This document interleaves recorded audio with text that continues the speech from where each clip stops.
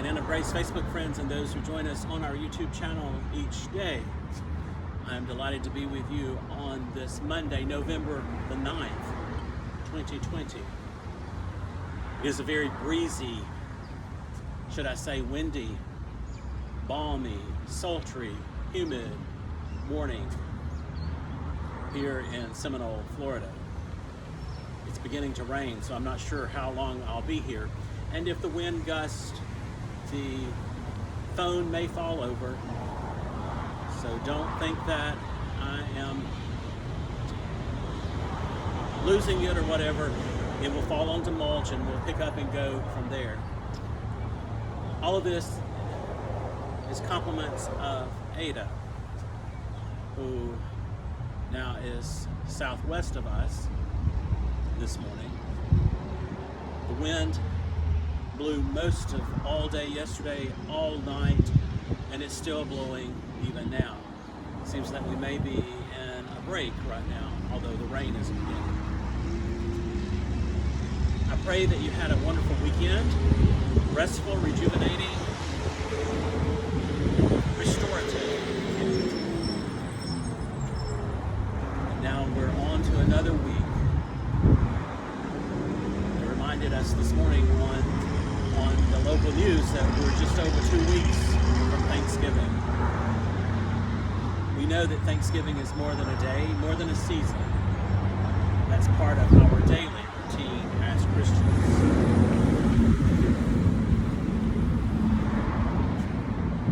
I looked at our lectionary lesson for morning prayer in the daily office today. Again, we're still in Luke. I believe it's chapter 14. And this pericope mirrors the lesson we had a few weeks ago on Sunday morning from the Gospel of Matthew. It's the corollary there, where there is a feast given, and some people turn down the feast given by the king. And they go out into the streets and byways and bring the unsuspecting into the feast. That's what Jesus does. We've talked about it times before. Roles are reversed. The kingdom is all about reversals. Last week we heard the first shall be last and the last first. Jesus keeps teaching this. So obviously, when he keeps hammering this, he means for us to take note, to listen, to be aware of what is going on around us and how we respond.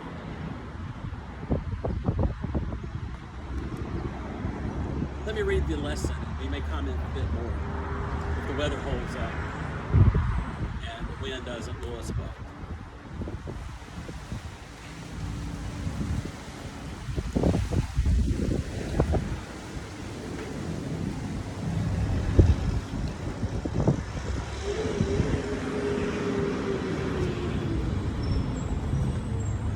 This reading is from Luke chapter 14, verses 12 through 24.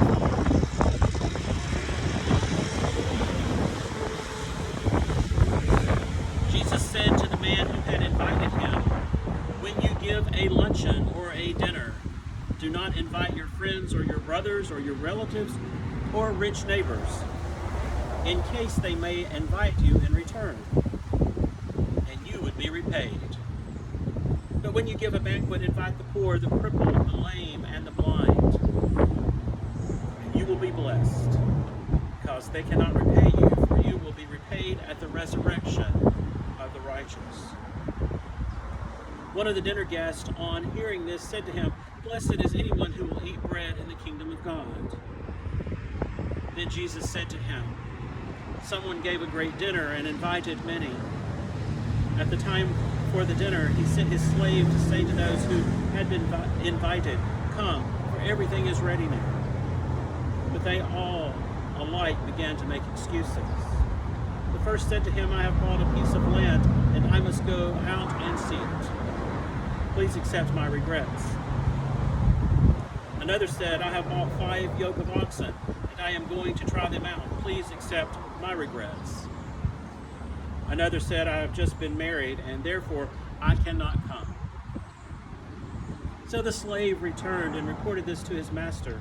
Then the owner of the house became angry and said to his slave, Go out at once into the streets and lanes of the town and bring in the poor, the crippled, the blind, and the lame. The slave said, Sir, what you ordered has been done, and there is still room. Then the master said to the slave, Go out into the roads and lanes and compel people to come in, so that my house may be filled. For I tell you, none of those who were invited will taste my dinner. These are some strong words this morning from Jesus. I tell you, none of those who were invited will taste my dinner. And yet when there's room, after the first wave of going out by the slave, there's still room. Jesus says, Go again and compel them to come. There's an urgency. Compel is more than just ask somebody or tell somebody. You can almost see the slave perhaps putting his arms around people and saying, Come, Master has a feast. I want you to be a part of it.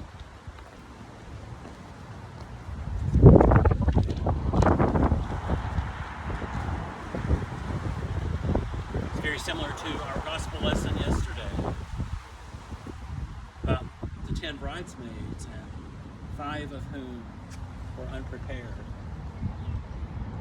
They were not admitted into the wedding banquet, to the feast, to the ceremony, because they had not prepared properly.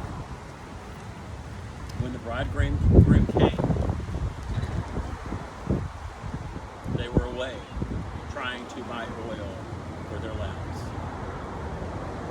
They were a bit shy of being there when the light was needed.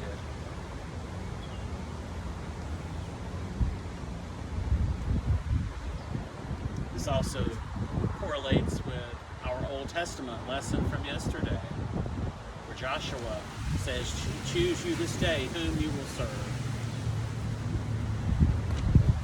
He says, As for me and my house, we will serve the Lord. May that be our compulsion today, to serve the Lord, to serve the Lord with gladness, come before his presence with thanksgiving, enter his courts with praise.